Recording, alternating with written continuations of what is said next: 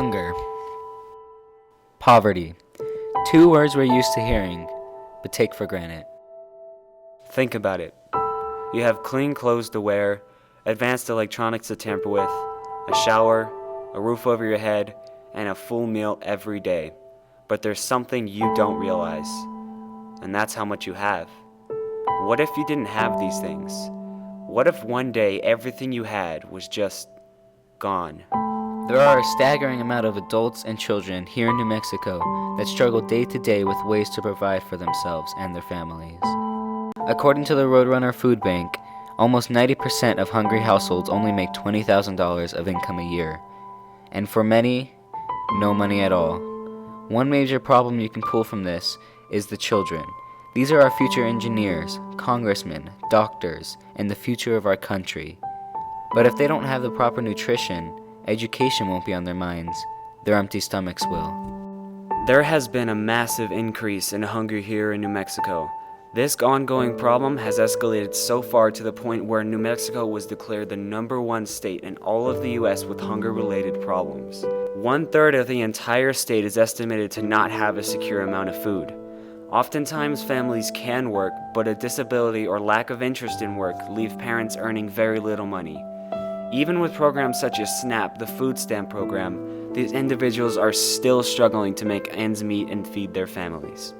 That also brings up the question, how does someone become homeless? How does someone go from having a stable job and living environment to living on the streets? It is usually a very complicated scene. As we all know, jobs here in the United States has been a scary and unstable problem for years. Temporary and part-time jobs are an increase, and stable jobs are becoming more scarce. Therefore, for some people, their stable lives with a stable income are not present. For women, they would rather be homeless and on the streets rather than to be in their abusive relationship. But the abuse does not stop there. Oftentimes, children and young teenagers that are on the streets are victims of violent attacks, which can make them develop mental disorders and decrease the chances of them pulling themselves from poverty. Some of the most common starters of poverty are those that abuse drugs and/or have a mental illness. These two usually go hand in hand and make it hard for people to adapt to our normal living environment.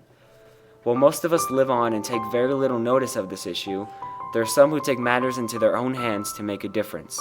The El Caldito Soup Kitchen is a grade A food establishment for those who are without homes and those who are struggling to provide for themselves.